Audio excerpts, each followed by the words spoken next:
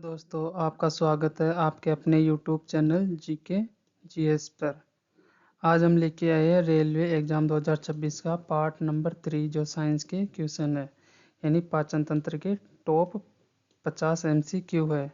जो जो exam RRB, ALP, NTPC, technician, group D के लिए बहुत इंपॉर्टेंट क्वेश्चन है। ये साइंस के टोटल 5000 इंपॉर्टेंट क्वेश्चन हो गए एमसीक्यू टोटल सीरीज़ के, जिसमें ये तीसरी सीरीज़ चल रही है। तो आओ हम समझे क्वेश्चन से। तो दोस्तों, पहला सवाल है, यानी पहला क्वेश्चन है, पित्तरस में क्या नहीं पाया जाता है। यानी पित्तरस होता है, उसमें क्या नहीं पाया जाता है? एंजाइम। पित्तरस में क्या नहीं पाया जाता है? एंजाइम। कौन सी ग्रंथि है जिसको मिश्रित ग्रंथि के नाम से भी जाना जाता है? कौन सी ग्रंथि है दोस्तों जिसे मिश्रित ग्रंथि के नाम से भी जाना जाता है? अग्नाशय ग्रंथि को।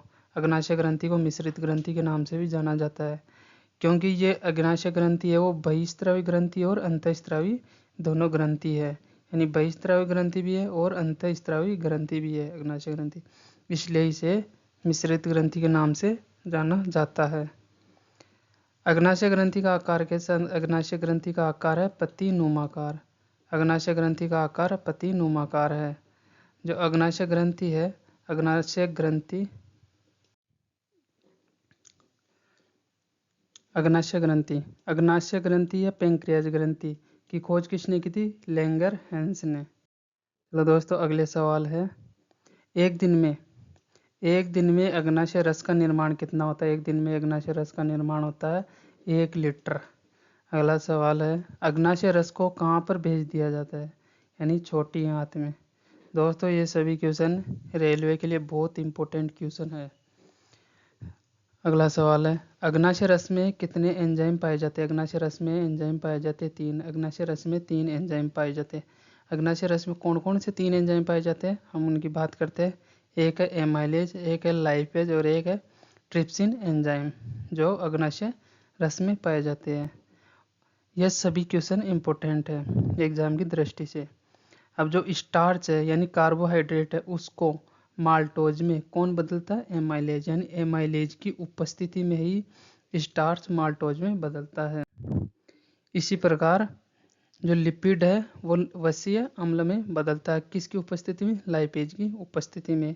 और इसी प्रकार जो पेप्टाइड हो एमिनो अम्ल में बदलता है ट्रिप्सिन एंजाइम की उपस्थिति में।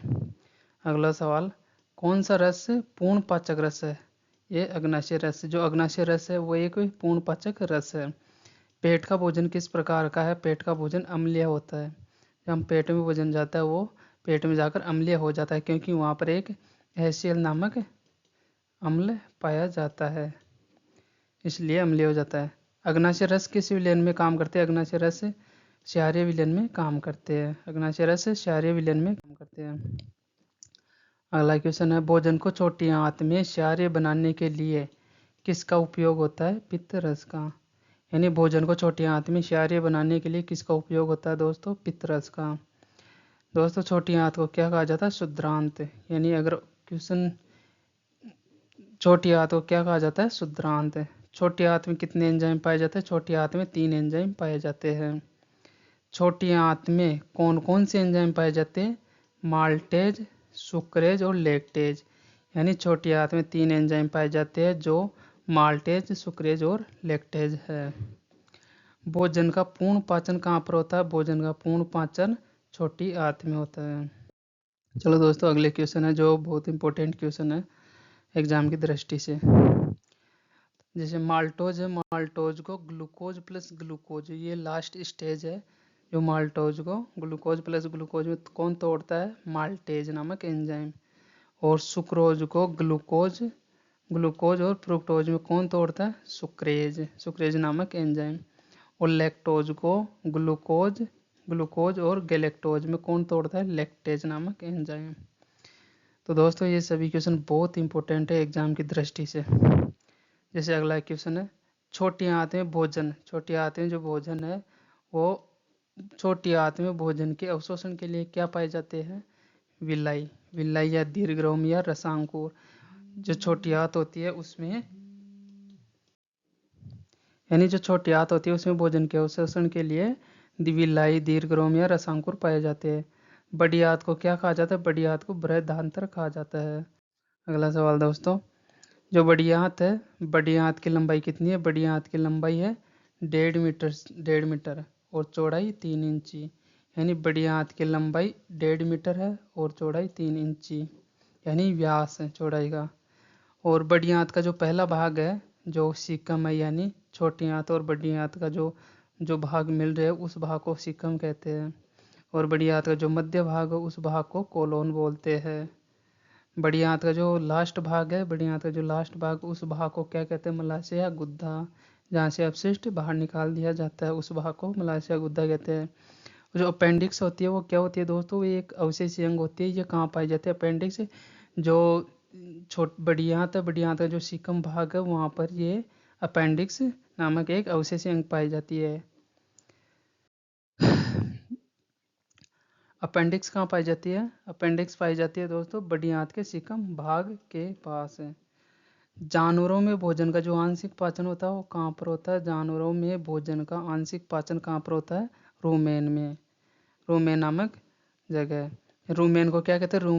रुमेन होता है वो कड या जुगाल। रुमेन को क्या कहते हैं? कड या जुगाल। जानवरों में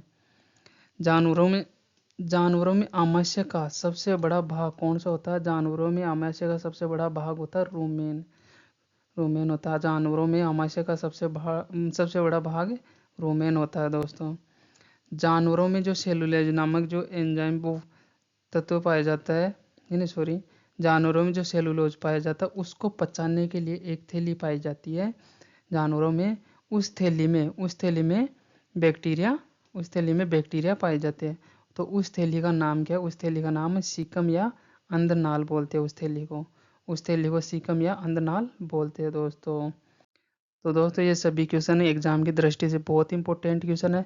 अगर आपको ये सेशन बहुत अच्छा लगा हो तो आप अपने चैनल को सब्सक्राइब कर देना और लाइक करना और कमेंट में बताना कि आपको ये क्लास कैसी लगी।